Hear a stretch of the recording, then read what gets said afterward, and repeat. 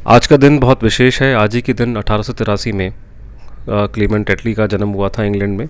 और क्लेमेंट एटली जो थे वो, जैसा कि आपको मालूम है, इंग्लैंड के प्रधानमंत्री थे और 1945 में प्रधानमंत्री बने।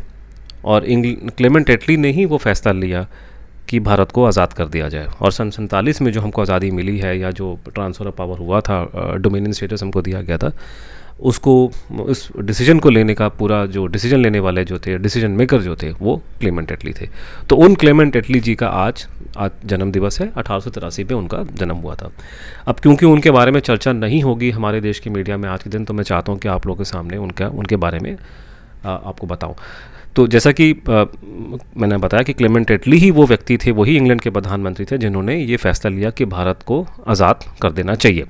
अब बड़ी कमाल की बात है कि मैं देखता हूँ, लोगों के बातें सुनता हूँ, और कई लोग मुझे बोलते हैं कि साहब वो फलां हिस्टोरियन ये बोलता है कि भारत ऐसे आज़ाद हुआ, ऐसे आज़ाद हुआ, उसमें उसका ये योगदान था, उसमें उसका योगदान था।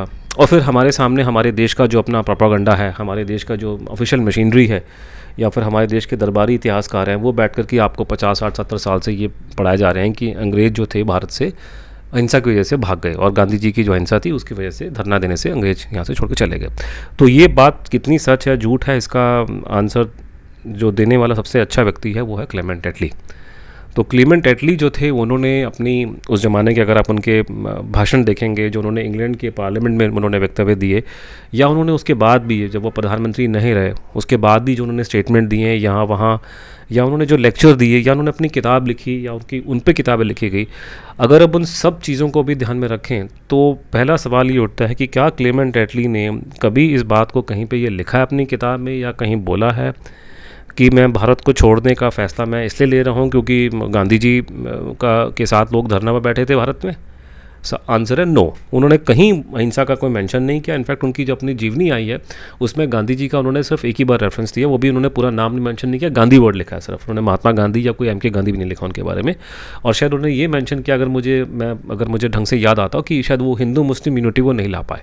इस तरह का एक इकलौता रेफरेंस उन्होंने अपनी जीवनी में उनके बारे में दिया है। मैं मान सकता हूँ कि सुभाष बोस के बारे में जो उन्होंने लिखा है वो शायद थोड़ा सा, कम से कम गांधी के बारे में जो लिखा है उससे ज़्यादा काफ़ी फेवरेबल है। और उन्होंने ये लिखा है कि सेकेंड वर्ल्ड वॉर में जापान के साथ युद्ध में कूद जाने के कारण थोड़ी सी अंग्रेज़ों की हालत ख़राब हुई थी।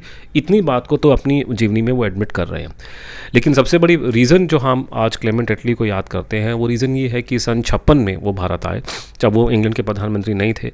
वो भारत में आए और वो दिल्ली में आए, वो लखनऊ में गए। लखनऊ में उस ज़माने में संपूर्णनंद जी मुख्यमंत्री थे वहाँ के, उन्होंने उनसे मुलाकात करी। और संपूर्णनंद जी से मुलाकात के टाइम पे ये एक अलग मुद्दा है जिसके बारे में मैं कभी बाद में बोलूँगा, कि संपूर्णनंद जी ने उनसे नेताजी के बारे में बात करी थी और उनसे पूछा था कि क्या वो जीवित हैं, मतलब क्या उनकी प्लेन क्रैश में डेथ हुई थी। तो एटली ने उनको बताया था कि उनकी डेथ नहीं हुई थी, वो रूस चले गए थे। और उसके बाद लखनऊ के बाद में संपूर्णनंद जी, क्लेमेंट एटली जो हैं वो आपने इधर आ गए अपने कलकत्ता में। और कलकत्ता में उनको वहाँ के गवर्नर रिसीव किया, वहाँ पे राजभवन में। तो गवर्नर तो नहीं थे उस समय, एक्टिंग गवर्नर थे, जो कलकत्ता हाई कोर्ट के चीफ जस्टिस थे, जस्टिस फणिभूषण चक्रवर्ती। अब आपको एक बात याद में रखनी है कि कलकत्ता हाई कोर्ट इस देश का सबसे पुराना कोर्ट है। सुप्रीम कोर्ट से बनने से पहले कलकत्ता हाई कोर्ट बना था, क्योंकि हमारे देश में जो सिस्टम हम लोग फॉलो करते हैं जूरिस्प्रूडेंस का, ये वेस्टर्न, वो पूरा जो नया कानून का जो ढांचा है वो हम अंग्रेज़ों का ढांचा हम लोगों ने कट एंड पेस्ट किया। तो ये ढांचा सबसे पहले कलकत्ता हाई कोर्ट के द्वारा लागू हुआ था। तो हमारे देश का सबसे पुराना कोर्ट जो है वो है Calcutta high court, Calcutta high court. अभी भी कैलकाटा हाई कोर्ट कहते हैं उसको। कैलकाटा हाई कोर्ट के पहले भारतीय जज थे फणिभूषण चक्रवर्ती जी। मतलब उनसे पहले जो जज थे वो अंग्रेज़ थे। मेरे ख्याल से 1951-52 तक कलकत्ता हाई कोर्ट के चीफ जस्टिस जो थे अंग्रेज़ थे। लेकिन फणिभूषण चक्रवर्ती जो थे वो भारत के पहले, कलकत्ता हाई कोर्ट के पहले भारतीय जज थे। तो ये उनकी इंपॉर्टेंस है, कोई छोटा मोटा आदमी वो नहीं था। तो जस्टिस चक्रवर्ती जो थे, क्योंकि वो एक्टिंग गवर्नर थे, क्योंकि गवर्नर नहीं था उस टाइम पे, तो उन्होंने ही क्लेमेंट एटली को रिसीव किया, उनको होस्ट किया।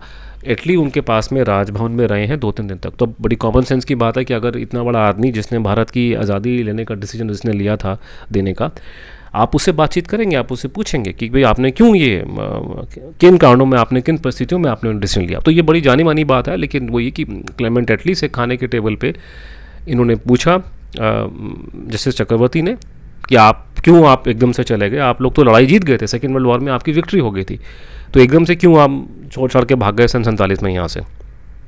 तो एटली ने उनको बताया, जस्टिस चक्रवर्ती को, कि जाने के कारण थे कि हम लोग, उन्होंने जो कारण गिनाया कि उसमें से जो मेन कारण उन्होंने बताया कि देश की जो फ़ौज जो थी उनके खिलाफ में हो गई थी, क्योंकि अंग्रेज इस देश पे राज कर रहे थे भारतीय फ़ौज के को यूज़ करके। भारत के ही लोग उनकी फ़ौज में थे, भारत के लोग उनकी मिलिट्री में थे, उन्हीं की फ़ौज में, पुलिस में थे, इंटेलिजेंस में थे, और ख़ासकर जो फ़ौज थी उसी के बेसिस पे पूरा भारत में उनका एम्पायर और इवन बाहर वो चल रहा था।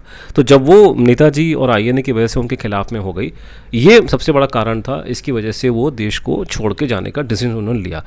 और उसके बाद में एटली ने उनको, जब उनसे पूछा उन्होंने कि जस्टिस चक्रवर्ती ने, कि आपने गांधी जी का कितना बड़ा कंट्रीब्यूशन है, जो उनके आंदोलन चले थे वो शांति और हिंसा वाले, तो वो सुनकर के बाद में इन्होंने इस बारे में एक पत्र लिखा है, जो पत्र अवेलेबल है जस्टिस चक्रवर्ती का, जिसमें मेंशन किया है कि ये नाम सुनकर के, बात सुनते के उनके मुंह में एकदम से उन्होंने स्माइल करा और उन्होंने बोला कि मिनिमल, इसका बड़ा कम, कोई खास रोल नहीं है मेरे डिसीजन में। क्या मतलब उन्होंने रिजेक्ट कर दिया कि गांधी जी की कोई उसका कोई उनको फ़र्क नहीं पड़ा। उन्होंने जो भारत को आज़ादी दी है उसको देने का मेन कारण सुभाष चंद्र बोस थी, ये बात उन्होंने एडमिट करी। इसको लेकर कुछ और लोग, बहुत इस देश में आपको पता है कि बहुत इंटेलिजेंट लोग बैठे हैं और बड़ी बड़ी बातें करते हैं, तो वही कहते हैं कि क्लेमेंट एटली की बातों का सबूत नहीं है। सबूत है भैया।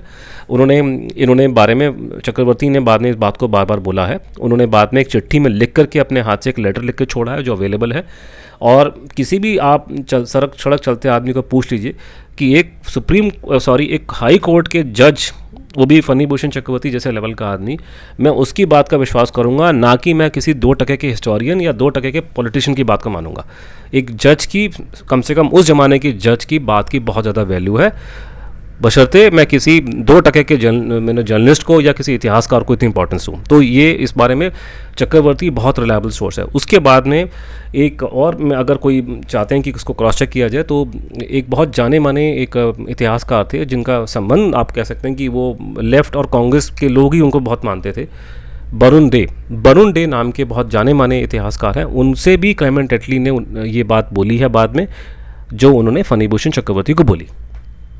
तो ये अपने आप में मतलब बहुत बड़ी बात है। तो मेरा मानना है कि आज हम जब क्लेमेंट एटली जी का जन्मदिवस मना रहे हैं और भारत के 75th ईयर ऑफ इंडिपेंडेंस हो गया, तो हमें उनका भी नाम लेना चाहिए, उनको भी याद करना चाहिए कि, और सबसे बड़ी कारण ये है कि हमारे देश का जो मेन, हमारा जो नेशनल सिंबल है, उसमें हमने लिखा हुआ सत्यमेव जयते, कि सच जो है हमेशा बाहर निकल के आता है। और इसका एक बहुत बड़ा एग्जाम्पल क्लेमेंट एटली हमारे सामने है कि देखो उन्होंने सच बोला।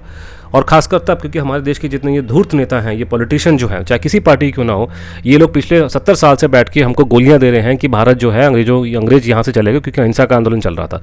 इसी बात को बार बार आजकल बीजेपी जो है प्रचार कर रही है, मोदी जी खुद प्रचार कर रहे हैं दुनिया भर में कि अंग्रेज जो हैं यहाँ से चलेगा, क्योंकि यहाँ से अहिंसा चल रही थी। इस बात को झुठलाने वाले थे क्लेमेंट एटली, इंग्लैंड के प्रधानमंत्री। उनका आज जन्मदिवस है। मेरा मानना है कि 75th ईयर इंडिपेंडेंस में हमको एटली जी को भी याद करना चाहिए। आज जो हमारे पूरे देश में जो है उस ज़माने के लोगों के और फ्रीडम फाइटर्स की और सब लोगों का हम लोग नाम ले रहे हैं, उनकी फ़ोटोएं लगा रहे हैं, उनके बारे में इवेंट्स कर रहे हैं। मेरा मानना है कि ऐसे इवेंट्स क्लेमेंट एटली जी के बारे में भी करनी चाहिए, उनको भी याद करना चाहिए। और अगर आप मुझसे पूछें तो जैसे पुराने ज़माने में हमारे एक में कस्टम था कि अगर आपको याद होगा, अशोक महाराज जो हमारे थे, उनके ज़माने में उन्होंने बड़े बड़े पिलर्स बनवाए थे, और बहुत सारे पिलर्स अभी भी उनके बचे हुए हैं। बहुत सुंदर पिलर बनाए हैं, 30-30, 50-50 टन के पिलर्स थे। उनको बहुत अच्छी पॉलिश की गई, इतनी सुंदर पॉलिश है कि आज तक वो पॉलिश न चमकते हैं। जैसे खासकर दिल्ली में अगर आप जाएंगे फिरोजा कोटला किले के अंदर, तो आपको अभी भी वो नज़र आएगा कि इतना पुराना वो जो अशोक का स्तंभ है, लेकिन उसमें अभी तक वो चमकता है। इतने मतलब 2-2.5 हज़ार साल से वो बाहर खड़ा हुआ है, लेकिन अभी तक उसकी पॉलिश चमकती है। तो मेरा मानना है कि बड़े बड़े हमको पिलर कम से कम देश में 3-4 जगह लगाना चाहिए, बड़े बड़े, जिसमें क्लेमेंट एटली साहब के जो शब्द जो उन्होंने जस्टिस चक्रवर्ती को बोले हैं उनको गोदना चाहिए, ताकि आने वाले लोग और आज की जनरेशन को इस बात का रियलाइज़ हो कि ये सच्चाई है, ये सत्यमेव जयते है, ये भारत की इंडिपेंडेंस स्ट्रगल की सच्चाई है, जिसको हमारे धूर्त नेताओं ने, हमारी ये ब्यूरोक्रेसी ने, ये जितने लोग जिन्होंने झूठी कहानियाँ हमको गढ़ के हमारे को ये झूठ पढ़ाया गया, ताकि उस झूठ का पर्दाफाश हो सके। और ये हमारे देश की 75th ईयर ऑफ इंडिपेंडेंस में हमारी ट्रिब्यूट होगी सच को, और इसके साथ में ही हमको क्लेमेंट एटली को भी ट्रिब्यूट होगी कि उन्होंने वो काम कर दिखाया जो भारत के नेताओं ने कभी नहीं किया। नमस्ते।